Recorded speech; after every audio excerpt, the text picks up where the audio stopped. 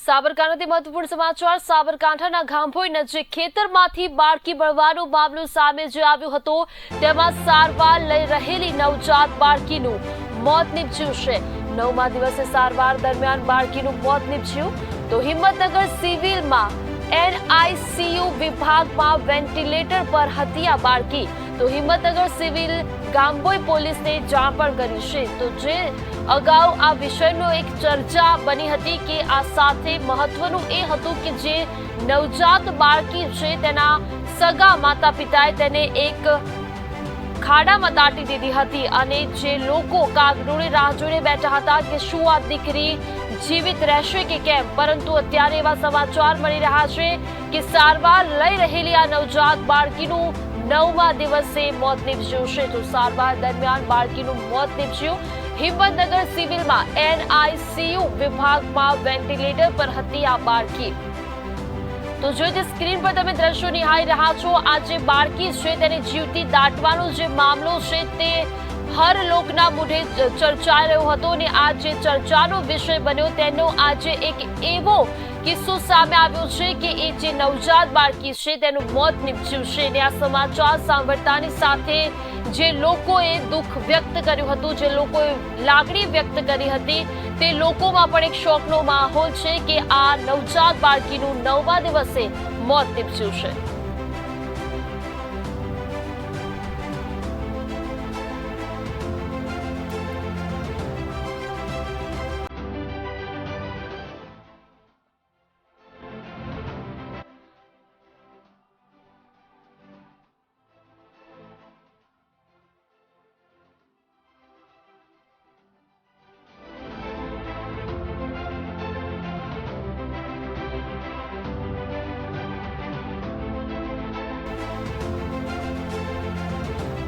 તો આ સાથે ગાંભોઈ નજીક ખેતરમાંથી બાળકી મળવાનો જે સિલસિલો છે તે સામે આવ્યો છે। સાબરકાંઠા ગાંભોઈ નજીક ખેતરમાંથી બાળકી મળવાનો જે મામલો છે તે સામે આવ્યો છે। સારવાર લઈ રહેલી નવજાત બાળકીનું 9મા દિવસે મોત નીપજ્યું છે।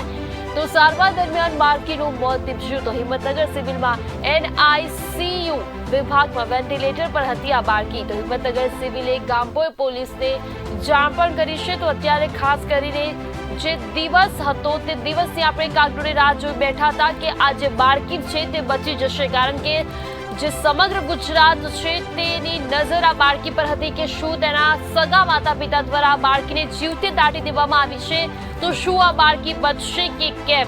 પરંતુ આપણે બધા એવી આશા રાખીને બેઠા હતા કે આ બાળકી બચશે, પરંતુ એક દુઃખના સમાચાર રક્ષાબંધનના દિવસે જ આપણને મળી રહ્યા છે કે આ બાળકીનું 9મા દિવસે મોત નીપજ્યું છે।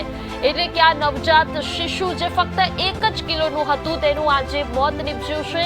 તો આ સાથે જે પણ લોકોએ આ દુઃખની લાગણી વ્યક્ત કરી હતી, આમાં સરકાર પણ ક્યાંક ને ક્યાંક સરકાર પણ ઉમેરાઈ હતી કે આ બાળકી સાથે જે થયું છે તેના પર સરકારે પણ દુઃખ વ્યક્ત કર્યું હતું।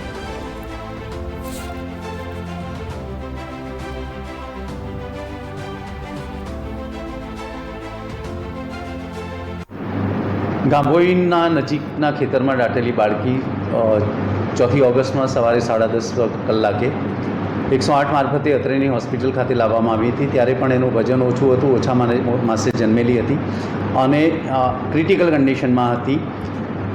એને અહીંયા અમે સારવાર દાખલ કરી, અંદરના દર્દી તરીકે NICUમાં દાખલ કરી અને અમારા જે નવજાત શિશુ નિષ્ણાત, અમારા બાળકોના ખાસ નિષ્ણાતો અને અમારો નર્સિંગ સ્ટાફ એની સતત દેખરેખ, કેર અને સંભાળ રાખી રહ્યો હતો, એને ટ્રીટમેન્ટ આપી રહ્યો હતો। પણ આજે સવારે એટલે અર્લી ઇન ધ મોર્નિંગ, આમ તો કહી શકાય 11/8/22ના રોજ રાત્રે 12:30 કલાકે એની તબિયત અચાનક વધારે બગડી અને અમારા બધા જ ડૉક્ટરોના અને નર્સિંગ સ્ટાફના અથાગ પ્રયત્નો છતાં પણ બાળકીને સ્વર્ગવાસ થયો। અમે દિલગીર છીએ કે અમે બાળકીને બચાવી શક્યા નથી, સોરી ફોર દેટ। જેવો દીકરીનો સ્વર્ગવાસ થયો કે તરત જ અમે ગાંભોઈ પોલીસ MLC કેસ છે, મેડિકો લીગલ કેસ છે, એટલે ગાંભોઈ પોલીસ સ્ટેશને અમે તરત જ જાણ કરી દીધી છે। અમારા પોસ્ટમોર્ટમ માટે જે ડૉક્ટર છે એને પણ અમે બોલાવી લીધા છે અને ગાંભોઈ પોલીસ સ્ટેશનથી ઇન્ક્વેસ્ટ ભરાઈ જાય, એના પછી પોસ્ટમોર્ટમ થઈ જાય, એના પછી વહીવટીતંત્ર અને પોલીસ તંત્ર જે પ્રમાણે કહેશે એ પ્રમાણે એનો અંતિમ વિધિ અમે કરી દઈશું। જી, તો ખાસ કરીને આ જ મુદ્દાને લઈને અમારા સંવાદદાતા મોજી દેસાઈ પણ અમારી સાથે જોડાયેલા છે. મોજી, ખાસ કરીને અત્યારે જે કિસ્સો પ્રકાશમાં આવ્યો છે કે ઘણા ખરા લોકો આ જે બાળકી છે તેના સાથે જે કૃત્ય કરવામાં આવ્યું તેને લઈને દુઃખની લાગણી વ્યક્ત કરી હતી અને આજે રક્ષાબંધનના દિવસે જ આ બાળકી 9મા દિવસે મૃત્યુ પામ્યું છે. તો આ સાથે આપની પાસે શું વિગત? જી, જણાવી દઉં કે હિંમતનગરના ગાંભઈ જે બનાવ આજથી 9 દિવસ પહેલા જે એક જીવથી દાટી દેવાનો બાળકીનો એક બનાવ બન્યો હતો. તે બાળકીના હિંમતનગર સિવિલ અંદર સારવાર હેઠળ હતી અને ગઈકાલે એની માતાનું સ્તનપાન કરવામાં આવ્યું હતું, પણ એને તબિયત વધારે નાજુક ના કારણે આજે રક્ષાબંધનના પવિત્ર ભાઈ બહેનના પવિત્રના દિવસે જ એનો જ્યારે મૃત્યુ તબીબી દ્વારા જાહેર કરવામાં આવી છે. તો સમગ્ર લોકની શાકની અનુભવી રહી છે. જે તો માલજી, ખાસ કરીને જે દિવસ આ કૃત્ય થયું એ બાળકી સાથે, ત્યાંથી જે ગામના લોકો છે, જે સ્થાનિકો છે, તેમાં પણ એક દુઃખની લાગણી જોવા મળતી હતી. પરંતુ આજે રક્ષાબંધનનો પાવન તહેવાર છે અને તેમાં આ 9મા દિવસે આ બાળકીનું મોત નીપજ્યું છે, તો સ્થાનિકોમાં શું માહોલ? જે સ્થાનિકો લોકોને એવો જ શોકનો માહોલ જાણી રહ્યો છે કે આજે ભાઈ બહેનનો પવિત્ર તહેવાર હોય છે, ત્યારે બેન પોતાના ભાઈને રાખડી બાંધતી હોય છે, ત્યારે અત્યારે એક સમગ્ર જેવી આવી ઘટના હતી અને એ જ દિવસે આજે બાળકીનું મૃત્યુ થતો સમગ્ર પ્રજામાં શોકનો માહોલ જળવાયો છે.